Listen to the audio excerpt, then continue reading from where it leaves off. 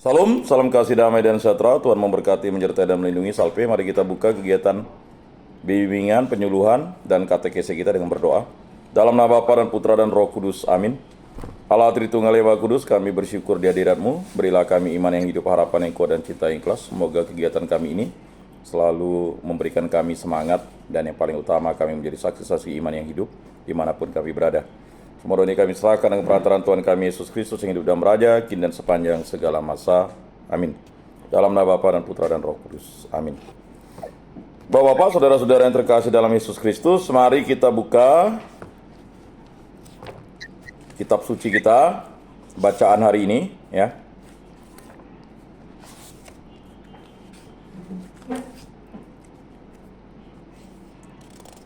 Surat Rasul Paulus yang pertama kepada jemaat di Korintus, bab 12 ayat 12 sampai 14, dilanjutkan ayat 27 sampai 31a. Bacaan hari ini, mari kita buka kitab suci atau buku renungan kita atau buku bacaan kita hari ini. Mari kita membaca dan mendengarkan dengan seksama. Saudara-saudara, sebagaimana tubuh itu satu, meskipun anggotanya banyak, dan semua anggota itu sekalipun banyak, merupakan satu tubuh saja, demikian pula Kristus, sebab kita semua telah dibaptis dalam satu roh, menjadi satu tubuh, dan juga diberi minum dari satu roh, entah kita orang Yahudi, entah bukan Yahudi, entah budak, entah orang merdeka. Sebab tubuh tidak terdiri atas satu anggota saja, tetapi atas banyak anggota. Kalian semua adalah tubuh Kristus dan masing-masing adalah anggotanya. Dan Allah telah menentukan beberapa orang di dalam jemaat. Pertama sebagai rasul, kedua sebagai nabi, ketiga sebagai pengajar. Selanjutnya ia menentukan mereka yang mendapat karunia untuk mengadakan mukjizat, untuk menyembuhkan, untuk melayani, untuk memimpin, dan untuk berbicara dalam bahasa roh. Adakah mereka semua rasul atau nabi atau pengajar? Adakah semua mendapat karunia untuk mengadakan mukjizat, atau untuk menyembuhkan, atau untuk berbicara dalam bahasa roh, atau untuk menafsirkan bahasa roh? Maka berusahalah untuk memperoleh karunia-karunia yang utama. Demikianlah sabda Tuhan. Syukur kepada Allah. Baik, kita dalami dulu bacaan yang pertama ini. Nah, sebelum kita mendalaminya, mari kita belajar tentang kota Korintus. Korintus adalah sebuah kota penting dalam sejarah dan budaya Yunani kuno yang juga memiliki peran signifikan dalam sejarah kekristenan awal. Berikut adalah beberapa hal penting tentang Korintus. Yang pertama, letak geografis. Korintus terletak di Yunani, di sebuah tanah genting, isthmus, ya, itu istilahnya, yang menghubungkan daratan utama Yunani dengan wilayah Peloponnesos. Karena lokasinya yang strategis, Korintus menjadi pusat perdagangan penting di dunia Mediterania kuno. Kota ini memiliki dua pelabuhan utama. Yang pertama adalah Lekaion di pantai Teluk Korintus yang menghadap ke barat. Kemudian Kenkraya di pantai Teluk Saronika yang menghadap ke timur. Kedua pelabuhan ini menjadikan Korintus pusat perdagangan yang menghubungkan dunia barat dan timur. Kedua, kehidupan ekonomi dan budaya. Sebagai kota perdagangan, Korintus adalah salah satu kota terkaya dan paling maju secara ekonomi di dunia Yunani. Keberagaman budayanya yang luas disebabkan oleh pengaruh pedagang dari berbagai wilayah. Korintus terkenal dengan kemewahan dan juga kehidupan moralnya yang rendah, khususnya dalam hal penyembahan berhala dan prostitusi di kuil-kuil. Kuil terbesar di Korintus adalah kuil untuk Dewi Aphrodite, Dewi cinta dan kesuburan. Ketiga, kehidupan religius Korintus, ya. Korintus dikenal sebagai pusat penyembahan dewa-dewi Yunani kuno. Selain kuil Aphrodite, ada banyak tempat penyembahan untuk dewa-dewa lain termasuk Apollo dan Poseidon. Kehidupan moral yang longgar di Korintus tercermin dari praktik-praktik religius yang melibatkan prostitusi kultis yang diadakan di kuil Aphrodite, ya. Keempat, Korintus dalam kekristenan. Korintus dikenal dalam Alkitab terutama karena peran pentingnya dalam perjalanan pelayanan Rasul Paulus. Paulus mendirikan sebuah jemaat di kota ini selama perjalanan misionarisnya yang kedua. Kisah Para Rasul bab 18 ayat 1 sampai 17.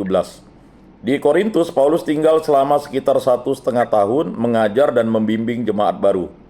Dalam surat-suratnya kepada jemaat di Korintus, ya, yang pertama dan kedua, Paulus menanggapi berbagai masalah yang muncul di gereja, seperti perpecahan, kemudian imoralitas dan penyalahgunaan karunia rohani. Jemaat di Korintus terdiri dari berbagai latar belakang, baik Yahudi maupun bukan Yahudi. Dan mereka harus belajar bagaimana hidup sebagai orang Kristen dalam konteks masyarakat yang penuh dengan godaan dan penyembahan berhala. Kelima, signifikansi teologis. Kota Korintus karena keberagamannya menawarkan pandangan yang lebih luas tentang tantangan dan dinamika jemaat awal. Surat-surat Paulus kepada jemaat Korintus memberikan wawasan tentang bagaimana orang percaya harus hidup sebagai tubuh Kristus yang satu, meskipun mereka berbeda dalam hal karunia rohani, status sosial, dan latar belakang budaya. Paulus dalam suratnya mengajarkan tentang pentingnya cinta kasih, persatuan, dan penggunaan karunia rohani untuk membangun jemaat. Tema-tema ini sangat relevan bagi jemaat di Korintus yang sedang menghadapi tantangan internal seperti perpecahan dan pengaruh eksternal dari budaya kota yang seringkali bertentangan dengan ajaran Kristus. Kemudian yang keenam, Korintus modern. Korintus kuno sekarang merupakan sebuah siklus arkeologi yang penting. Sementara di dekatnya terdapat kota Korintus modern, Korintos, yang masih menjadi pusat kehidupan di daerah itu. Beberapa runtuhan kuno seperti kuil Apollo masih dapat dilihat hingga hari ini. Kemudian kesimpulannya, kota Korintus bukan hanya pusat ekonomi dan budaya di zaman Yunani kuno, tetapi juga menjadi titik penting dalam sejarah penyebaran kekristenan. Kehidupan moral yang penuh tantangan di kota itu memberikan konteks bagi surat-surat Paulus yang relevan untuk mengarahkan jemaat dalam menjalani iman di tengah lingkungan yang beragam dan penuh godaan. Bapak-bapak, saudara-saudara yang terkasih, mari kita lihat latar belakang surat pertama Rasul Paulus kepada jemaat di Korintus. Surat pertama Rasul Paulus kepada jemaat di Korintus, 1 Korintus, merupakan salah satu tulisan penting dalam Perjanjian Baru. Surat ini memberikan gambaran yang mendalam tentang tantangan yang dihadapi oleh jemaat di Korintus pada abad pertama serta respon Paulus terhadap berbagai isu yang muncul dalam gereja tersebut. Berikut adalah beberapa poin latar belakang penting dari surat ini. Yang pertama, konteks kota Korintus. Seperti yang saya jelaskan tadi, kota Korintus tadi sudah saya jelaskan secara sistematis, tetapi kita lihat konteksnya kota Korintus. Korintus adalah kota besar yang berkembang, pesat dan menjadi pusat perdagangan internasional di dunia Romawi. Kota ini terkenal karena kekayaannya, tetapi juga karena kehidupan moral yang longgar. Di samping itu, Korintus dikenal sebagai kota yang memiliki keragaman budaya, etnis, dan agama. Penduduknya berasal dari berbagai latar belakang, termasuk Yahudi, Yunani, Romawi, serta pedagang dari wilayah Timur Tengah dan Afrika Utara. Dalam konteks ini, jemaat di Korintus terbentuk sebagai komunitas Kristen yang hidup di tengah masyarakat yang penuh dengan pengaruh budaya pagan dan kehidupan yang penuh dosa. Kota ini juga dikenal karena penyembahan berhala, terutama kepada Dewi Aphrodite, dan prostitusi kultis di kuil-kuil. Kekayaan dan imoralitas masyarakat Korintus memberikan tantangan besar bagi jemaat Kristen yang tinggal di sana. Kemudian kedua, latar belakang penulisan. Paulus mendirikan jemaat di Korintus selama perjalanan misionarisnya yang kedua, sekitar tahun 50 sampai 51 Masehi. Ia tinggal di sana selama 1,5 tahun. Kita bisa baca di Kisah Para Rasul bab 18 ayat 1 sampai 17. Setelah meninggalkan Korintus, Paulus menerima kabar tentang berbagai masalah yang terjadi di dalam jemaat tersebut. Salah satu sumber informasi adalah dari orang-orang dari keluarga Chloe, 1 Korintus bab 1 ayat 11, yang melaporkan, nah ini kemarin ada pertanyaan dari Pak Ngacam ya, Chloe. Nah ini Pak, ya. Jadi Pak Ngacam itu ada tanya Chloe. Jadi salah satu sumber informasi adalah dari orang-orang dari keluarga Chloe. Jadi itu suatu keluarga Pak. Jadi ada Pak Ngacam beberapa minggu yang lalu tuh tanya, saya ingat tuh. Di 1 Korintus 1 ayat 11 yang melaporkan adanya perpecahan di dalam jemaat. Selain itu, Paulus juga menerima surat dari jemaat Korintus yang meminta klarifikasi mengenai beberapa masalah. Surat 1 Korintus ditulis sekitar tahun 54 sampai 55 Masehi dari Efesus. Selama perjalanan misionaris ketiga Paulus, surat ini merupakan tanggapan Paulus terhadap masalah-masalah yang terjadi di jemaat Korintus dan jawaban atas pertanyaan-pertanyaan yang mereka ajukan. Ketiga, masalah-masalah yang dihadapi jemaat Korintus. Jemaat Korintus menghadapi berbagai masalah yang mempengaruhi kehidupan rohani mereka.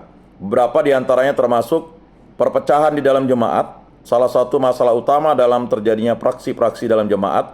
Jemaat terpecah menjadi kelompok-kelompok yang mendukung pemimpin-pemimpin tertentu seperti Paulus, Apolos, Kepas atau Petrus atau bahkan Kristus sendiri. 1 Korintus 1 ayat 12-13. Perpecahan ini mengganggu persatuan tubuh Kristus dan menjadi salah satu isu yang sangat ditekankan Paulus. Kemudian ada imoralitas seksual. Jemaat Korintus hidup di tengah masyarakat yang permisif terhadap dosa seksual.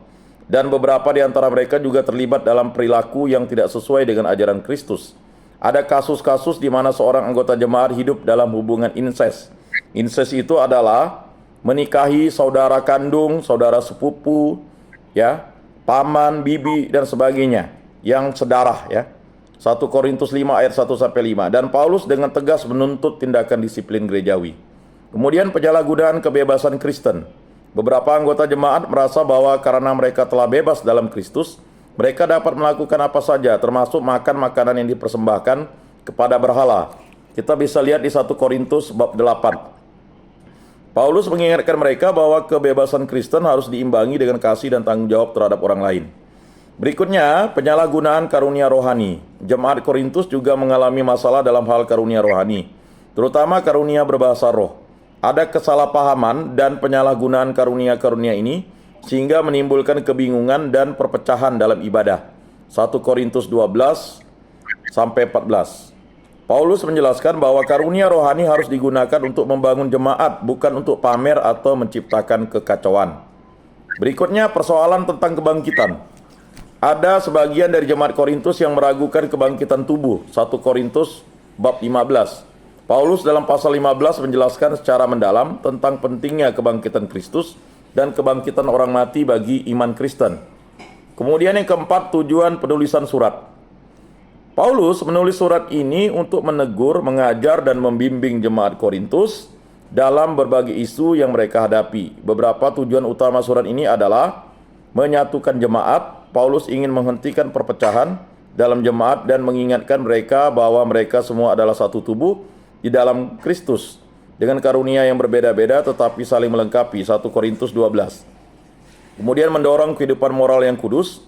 Paulus menekankan pentingnya hidup dalam kekudusan dan menolak dosa seksual serta menjaga kesucian dalam hubungan sosial dan pribadi. Kemudian menjelaskan tentang karunia rohani. Paulus ingin memastikan bahwa jemaat memahami tujuan karunia rohani dan menggunakan karunia tersebut dengan benar untuk membangun tubuh Kristus, bukan untuk kebanggaan pribadi.